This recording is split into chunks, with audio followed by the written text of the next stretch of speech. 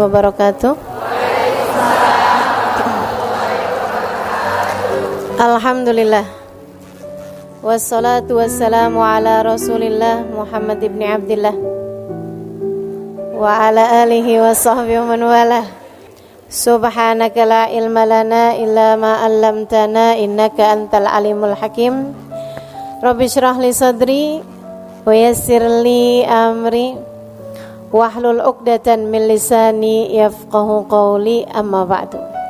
Para teman-teman semua yang hadir di sini, ibu-ibu, kakak-kakak, adik-adik, anak-anak, yang semoga semuanya dirahmati, dicintai Allah Subhanahu wa taala, dimuliakan, disyafaati Nabi besar Muhammad sallallahu alaihi wasallam insyaallah. Amin ya rabbal alamin.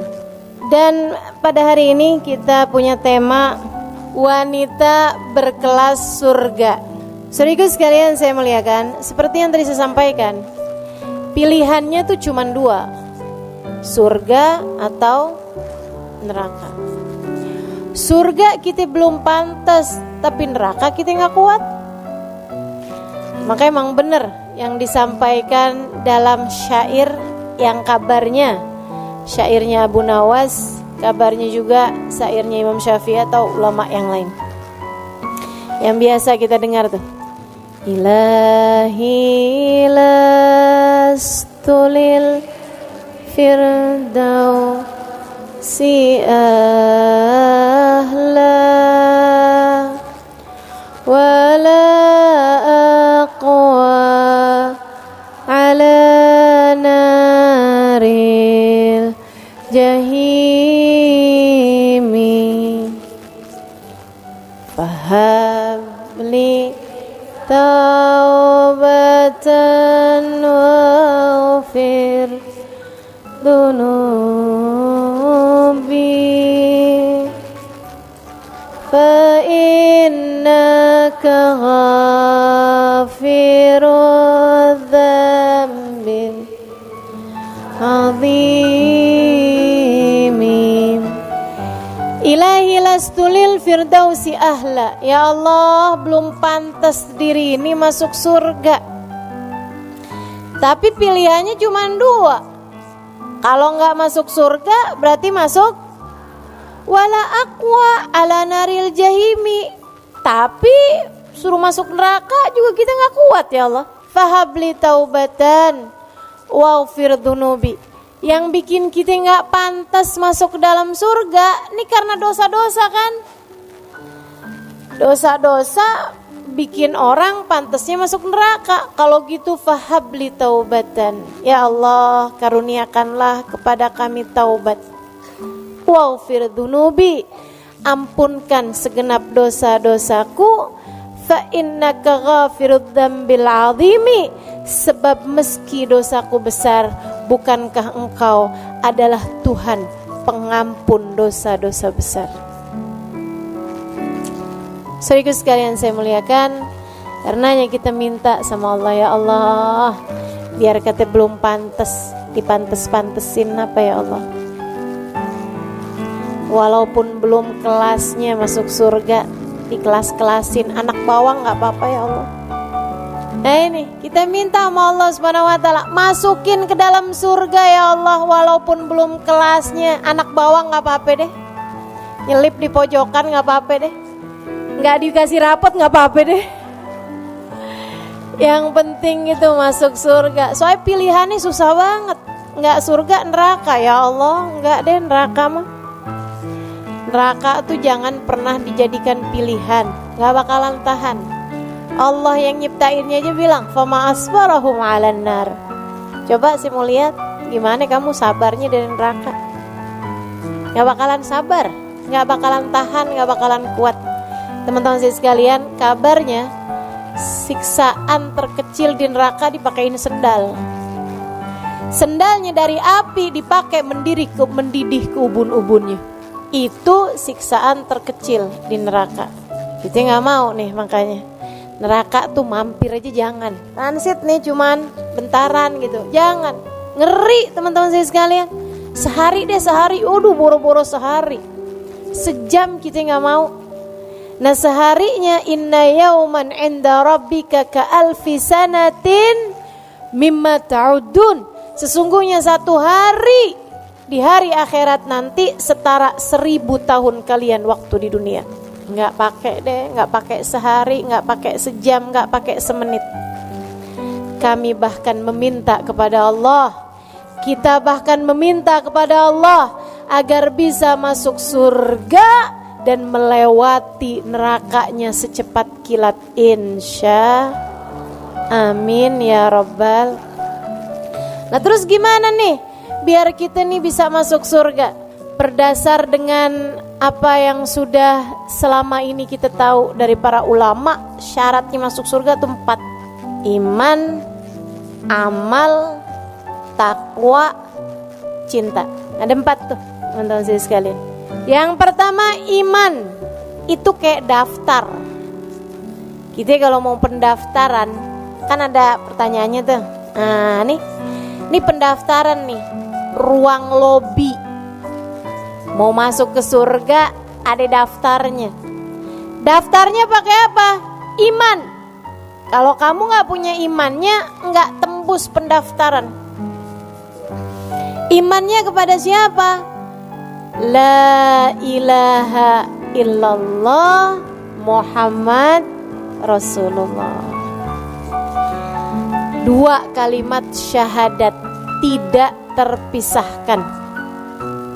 Makanya sampai-sampai ada tuh, saya pernah dengerin seorang ulama menyampaikan, kalau kamu cinta sama seseorang gak mau pisah sama dia, kalau lagi pisah ucapkan la ilaha illallah, dia ucapkan Muhammad Rasulullah. Suami istri misalnya gitu ya, suami mau pergi kemana, kita ngarepin mudah-mudahan baliknya ke rumah kita, jangan ke pintu orang. Kita bilang la ilaha illallah, dia bilang Muhammad Rasulullah.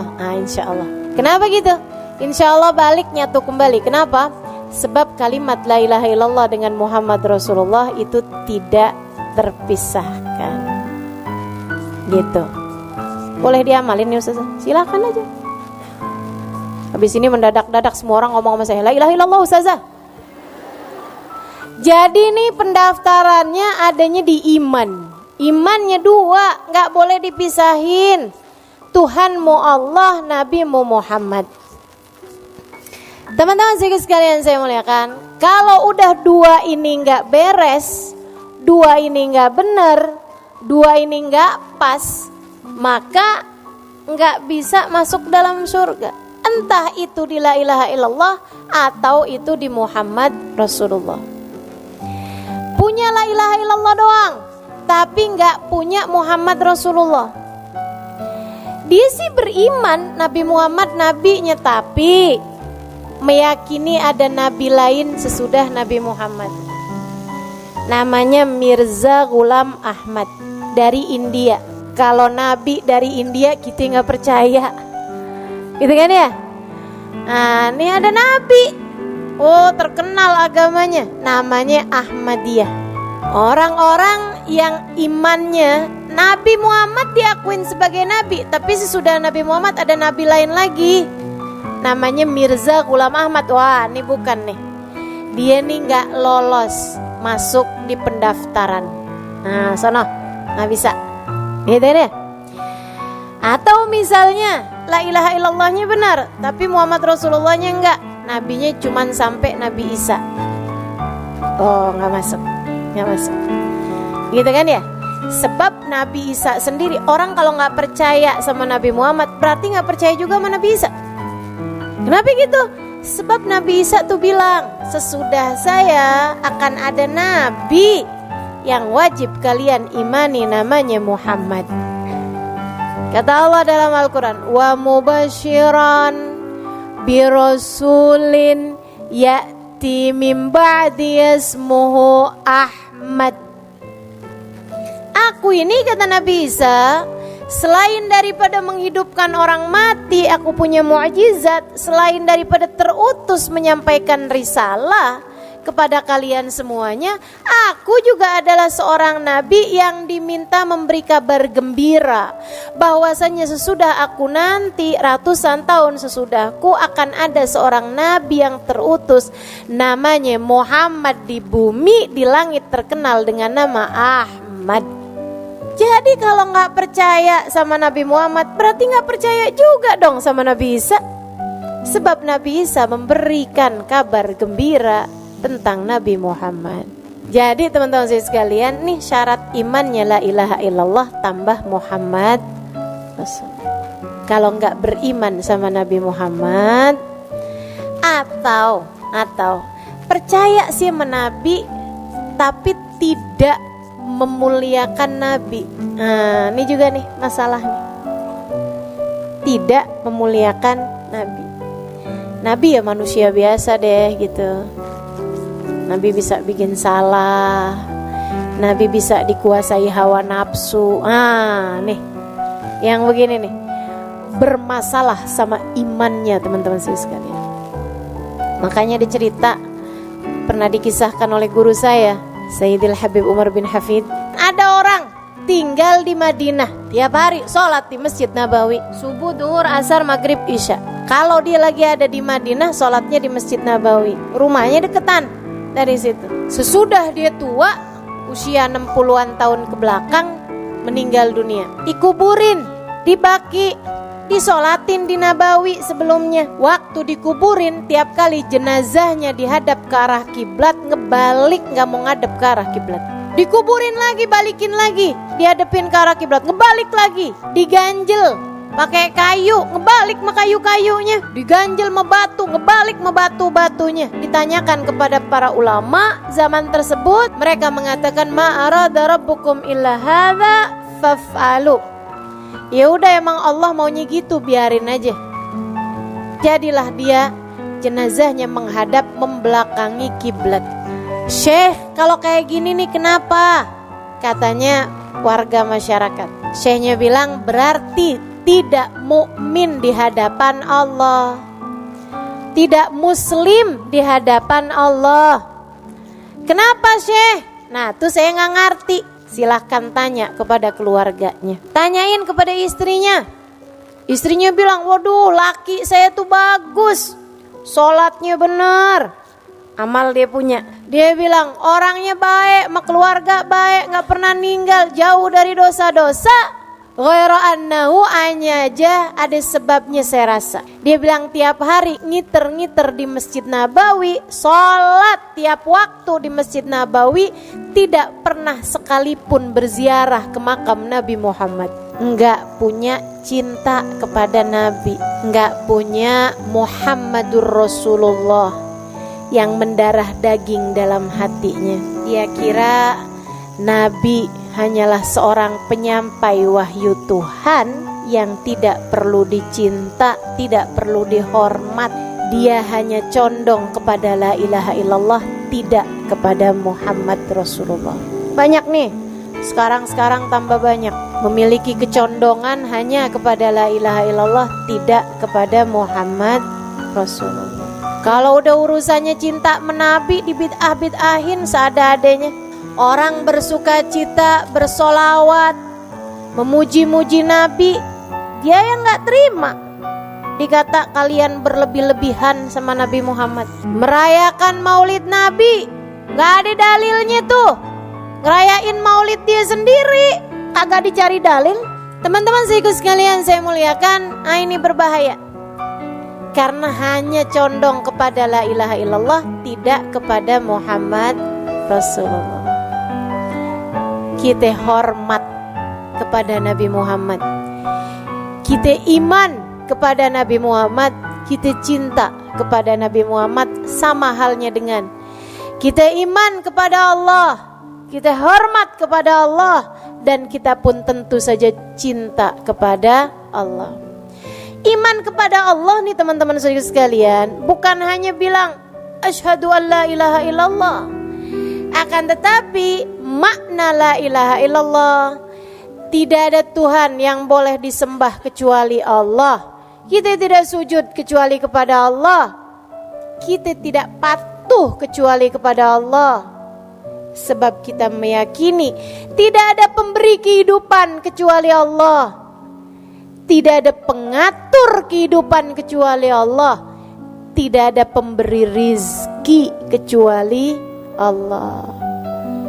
Tidak ada penentu jodoh kecuali Allah. Jadi orang yang beriman kepada Allah gak ada ceritanya cinta ditolak dukun bertindak. Karena dia tahu gak ada ceritanya jodoh saya ditikung sahabat sendiri gitu. Gak ada ceritanya tuh. Orang yang beriman faham makna la ilaha illallah adalah la haula wala quwata illa billah. Gak ada kekuatan mendatangkan kebaikan, gak ada kekuatan menghindar dari keburukan kecuali semuanya dari Allah.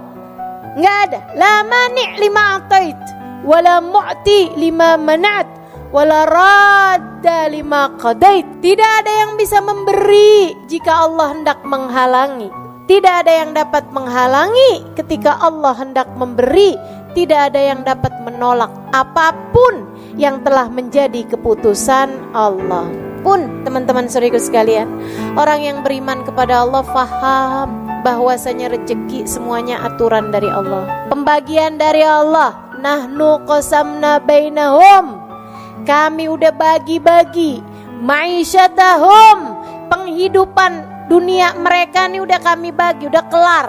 Rizqukum fis sama wa ma tu'adun. Kata Allah, rizki kalian udah selesai saya atur dari langit, dan semua yang sudah kalian dijanjikan udah selesai aturannya dari langit. Gak ada ceritanya rizki kita dimakan orang. Kalau dimakan orang berarti bukan rezeki kita, rezeki dia. Maka imanmu harus kamu perbaiki teman-teman saya sekalian.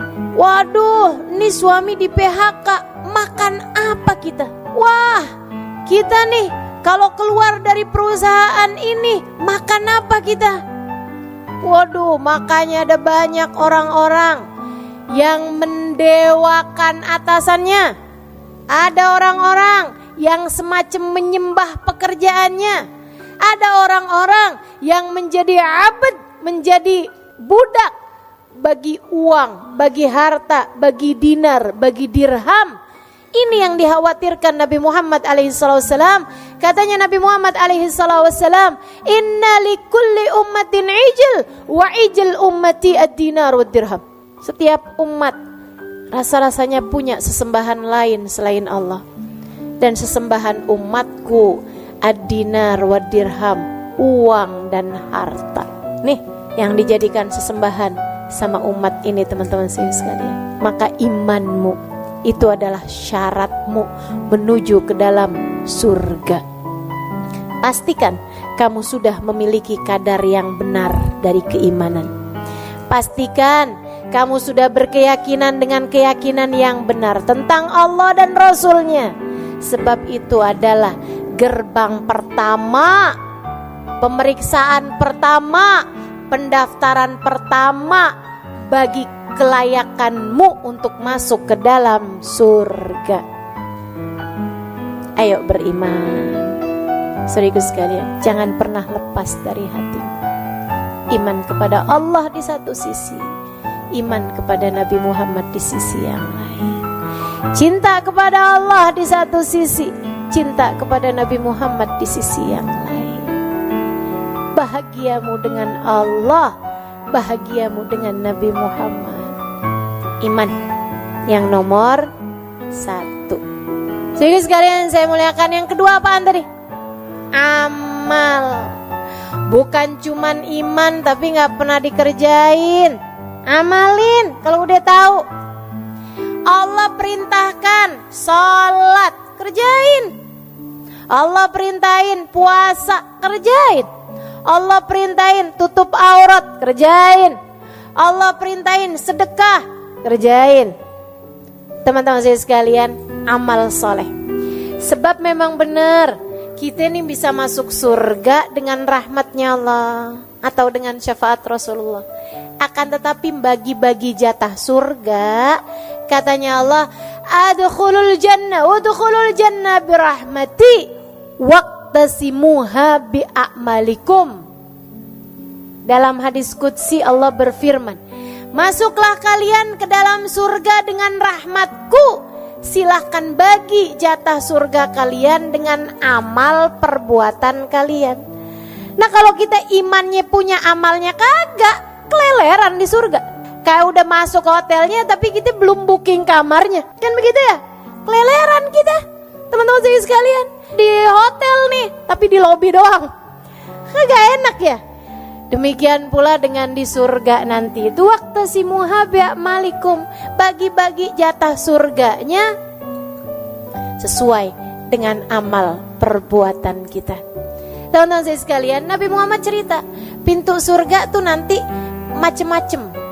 Nih kata Nabi nih, ya surga tuh kan ada 7 tingkatan. Darajat, semakin tinggi berarti semakin bagus. Nah di dalam surga yang 7 tingkatan itu juga masing-masing jatah surganya dibagi-bagi sesuai dengan amal perbuatan. Makanya Nabi Muhammad bilang, innalil jannati bab yuqalu lahur rayyan. Sesungguhnya di dalam surga terdapat satu pintu namanya Rayyan. La yadkhuluhu illa shaimun. Tidak ada yang masuk di dalamnya kecuali ahli-ahli puasa waktu di dunia. Puasa wajib iya, puasa sunnah iya.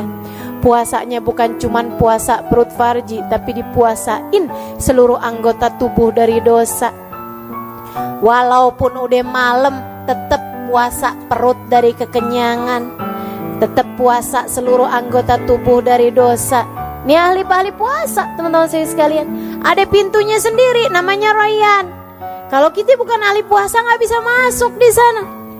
Ada pintu, Nabi Muhammad cerita namanya Babur Rahmah. Babur Rahmah, pintu Ar-Rahmah, pintu rahmat.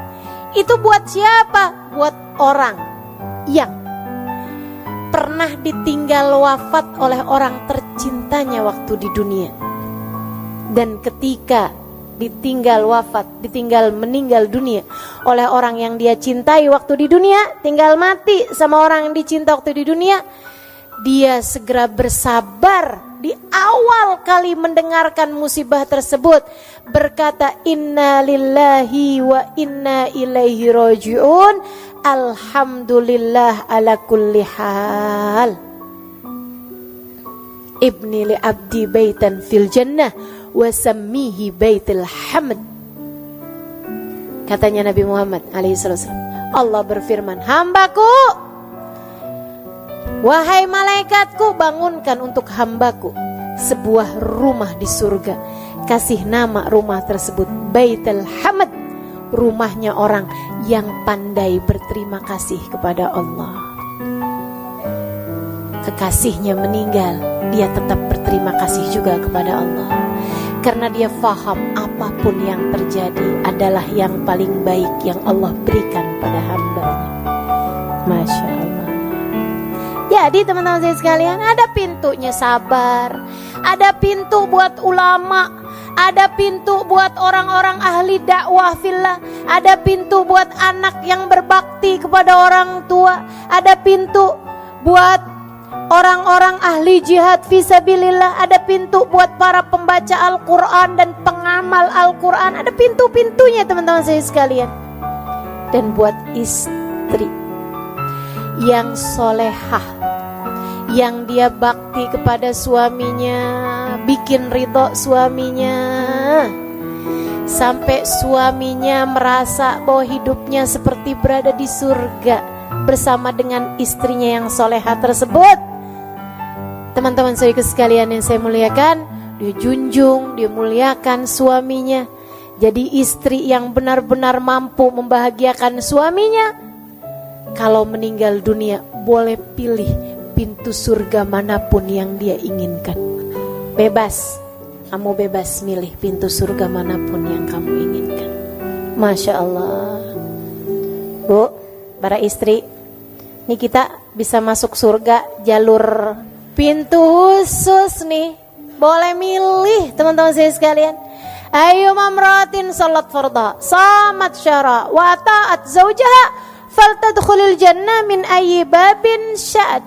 Kalau ada seorang istri, dia benar sholatnya, fardunya, dia benar puasa Ramadannya, Yang bolong-bolong ditambalin sesudahnya, karena dia mens, karena dia nifas, dia bayar sesudah bulan Ramadannya. Dia nggak punya puasa sunnah banyak-banyak, dia nggak punya sholat sunnah banyak-banyak, tapi dia punya amal ibadah berupa menyenangkan suaminya sampai suaminya ridho kepada dia. Nanti kelak kalau masuk surga boleh milih pintu surga manapun yang dia inginkan. Kata Nabi Muhammad alaihissalam. Tapi emang ya, nih kalau belum kawin sih belum tahu rasanya. Kayak gampang. Betul apa enggak? Ini yang belum kawin nih.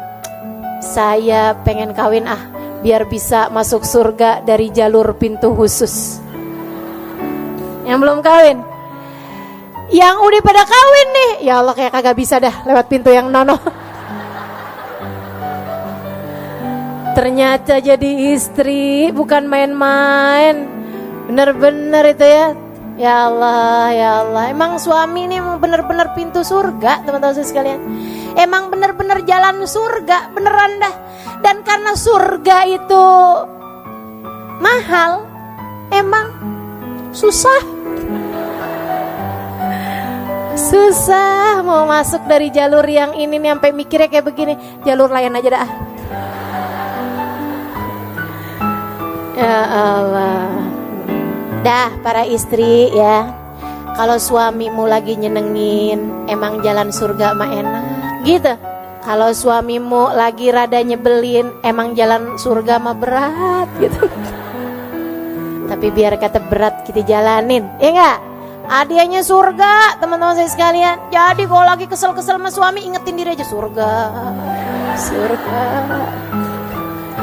Suami lagi marah-marah, kita senyum aja, bayangin surga. Surga gitu. Gak apa-apa. Suami lagi ada nyebutin nama salah satu yang ada di kebun binatang, biarin dia aja, surga. Saya gak mau balas, saya gak mau. Insya perlu amal soleh, teman-teman saya sekalian. Perlu amal soleh. Sampai-sampai nih, waktu Nabi Muhammad cerita kayak begitu, ada sahabat nanya. Nabi Muhammad tuh cerita, jadi kamu kalau masuk surga tuh yang namamu ada di pintu situ bakal memanggilmu. Tenang, kamu nggak usah susah-susah tuh nyari nama kita ada di mana. Nggak usah teman-teman. Begitu kita masuk surga, pintu yang ada nama kita di situ bakal manggil. Halim-halim terus, gitu. Ya kan, contohnya kan mesti yang enak-enak, biar jadi doa. Gitu ya. Jadi tuh pintu bakalan manggil, teman-teman sekalian. Begitu kan? Nah, kalau yang istri yang solehah nih, ya itu dia, boleh jalan, boleh milih, pengen masuk yang mana gitu. Saudaraku sekalian yang saya muliakan. Nah ini nih, Nabi waktu cerita itu sampai ada sahabat acung tangan. Rasul mau nanya dong, kenapa kata Nabi? Ada gak Rasul? Dari baiknya nih orang sampai semua pintu surga manggil dia, ada gak itu? Kata Nabi Muhammad, ada. Dia adalah Abu Bakar As-Siddiq. Semua pintu surga manggil dia, teman-teman. Ya Allah, luar biasa benar ya, sahabat baginda kita Nabi Muhammad alaihissalam. Yang satu ini sambilan mikir gitu, kita gimana nih ya? La ilaha illallah, la ilaha illallah. Mudah-mudahan dah biar keterima sama Allah, biar dirahmati sama Allah, biar disayangi sama Rasulullah. Kali-kali gitu dicariin, ya enggak? Amin ya Rabbal. Baik tuh, satu tadi apa? Dua, pastikan ada yang bisa kita andelin. Pastikan bahwa amal ibadah kita itu juga ada yang bikin kita jadi pantas masuk surga. Sabar-sabarin teman-teman saya sekalian. Emang yang namanya ibadah mah karena jalan menuju surga tuh kan, jadinya kan berat tuh. Namanya ibadah memang berat. Tahajud ngantuk, ya enggak? Puasa lapar. Semua ibadah memang kayak begitu. Hadir pengajian Enggak tuh, enggak pada males gini ya Allah. Jadi teman-teman sekalian tuh amal soleh. Kemudian yang ketiganya apa tadi? Takwa. Saudariku sekalian saya bilang, apa tuh takwa? Jauhi dosa. Itu takwa. Takwa itu punya rasa takut sama Allah, membuatmu tergerak mengerjakan perintahnya dan menjauh dari larangannya. Takwa, jauhin dosa. Kalau kepengen masuk surga, ya jangan menempuh jalan yang bikin kamu masuk neraka. Kan katanya pengen masuk surga. Maka wanita berkelas surga seharusnya nggak booking tempat di neraka. Katanya Nabi Muhammad alaihissalam, man balag umruhu arba'in falam yujawiz khairuhu syarrah falyatajahaz ilan nar. Siapa yang umurnya 40 tahun tapi dosa-dosanya banyak banget, gak lebih daripada pahala yang sudah dia buat. Umur 40 tahun masih rajin banget bikin dosa, falyatajahaz maq'adahu minan nar. Dia sedang mempersiapkan tempatnya di dalam neraka. Dosa tuh bikin kita masuk neraka. Maka kalau kamu pengen masuk surga, jauhin dosa. Udah punya suami, masih seneng aja WhatsAppan melaki orang. Ada di sono, sini.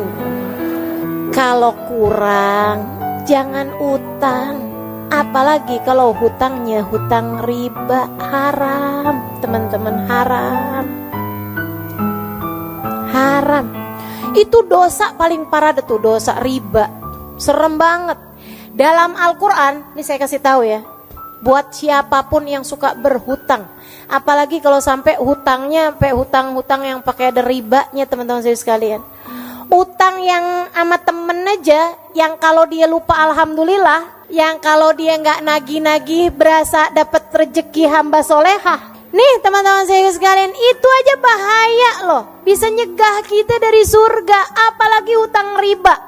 Saya kasih tahu, saudara sekalian saya muliakan, dalam Quran tuh ada 2 dosa yang Allah ancam. Dalam Quran ya, ada 2 dosa yang Allah ancam. Kalau kamu nggak berhenti, kamu ngajak perang denganku, kata Allah. Ada 2 dosa. 1 dosa bunuh Nabi, bunuh Nabi, bunuh Nabi. Nabi diutus ke atas muka bumi malah dibunuh, diancam perang sama Allah. Utusanku dibunuh, gimana nggak diancam perang sama Allah? Kamu berani-berani bunuh nabiku, kata Allah. Fa'dhanu biharbin minallah. Aku akan perangi kamu, kata Allah. Pantas dong dosa bunuh nabi. Saudara sekalian saya muliakan, dosa yang kedua, dosanya riba. Kata Allah, kamu nggak berhenti ngerentenin uang, kamu nggak berhenti berhutang riba, fa'dhanu biharbin minallahi ta'ala wa rasulih. Aku dan Rasulullah Muhammad mengumandangkan perang sama kamu. Makanya nggak ada ceritanya orang yang suka berhutang riba hidupnya bahagia. Cari aja.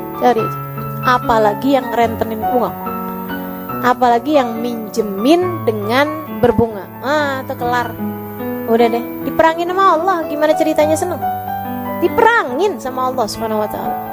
Maka saudara sekalian, yang mau masuk surga, kita cari kelas kita ini di surga nih teman-teman saudara sekalian, mesti jauh-jauhin semua hal-hal yang bikin kita pantas ada di neraka. Jauhin semua yang bikin kita pantas ada di neraka, dari semua jenis dosa-dosa. Nih dengan ya, jauhi apa nanya? Dosanya pacaran jauhin, dosanya ngomongin orang jauhin, dosanya fitnah jauhin, dosanya marahin suami jauhin. Emang dosa saja? Dosanya mukul anak jauhin. Ibu, dosa itu katanya Nabi mahaka fi sadrik, yang bikin nyesel di hati itu dosa. Dosa itu subhanallah. Sama Nabi Muhammad dikasih cirinya nih dosa nih. Maha kafi sadrik wa karihta an yattali alaihin nas. Kamu mau tahu apa itu dosa? Yang bikin sumpek hati, dan yang pekerjaan yang kamu gak mau kelihatan sama orang lain. Itu dosa. Teman-teman sekalian saya muliakan, kamu di saat lagi mukulin anak, seneng gak kalau dilihat sama orang? Gak mau. Ibu-ibu sekalian, kamu lagi jalan nih sama anak kamu nih. Ceritanya nih, lagi pergi ke swalayan. Tahu-tahu anak kamu emang lagi rada bandel bertingkah gitu ya. Sampai kemudian dia nabrakin susu tumpah. Di situ di supermarket, ya Allah, kita kesel banget sama anak kita kan. Mau kita jewer, pas lagi mau jewer, Ustazah Halimah lewat. Misal, kira-kira jadi apa nggak mau jewer? Ustazah, ya ampun, doain anak saya deh Ustazah. Iya apa ya? Kayak gitu tuh pasti tuh. Saya tuh ya kalau ketemu sama orang di swalayan misalnya gitu supermarket, mau Ustazah pergi ke supermarket. Ya ada lah, namanya kan saya kan ibu rumah tangga. Ada juga gitu, belanja, begitu kan ya. Teman-teman sih sekalian, saya ketemu sama orang di supermarket nih. Orangnya toto belum pakai kerudungan. Ya, saya bahkan nggak kenal, saya bahkan nggak terlalu kayak saya nggak semua orang saya kenalin kan. Kalau di pengajian mah kerudungan ya nggak. Pas ketemu sama saya gini, Ustazah, pegang rambut. Pegang rambut teman-teman saya sekalian. Padahal saya nggak ngomong apa-apa tuh. Ustazah doain dah Ustazah, ya ampun doain. Saya mau belum pakai jilbab, Ustazah doain gitu. Nah itu karitan ya tali alaihin nas. Kamu nggak suka ada orang ngeliat, kan begitu tuh. Nah itu tuh yang namanya dosa tuh. Jadi ibu-ibu sekalian, yang namanya jewer anak dosa apa nggak dosa? Dosa. Mukul anak, nyubit anak, apalagi sampai merah, dosa. Udah hindarin aja semua dosa. Kalau kamu memang pengen jadi hamba Allah yang pantas buat masuk ke dalam surga.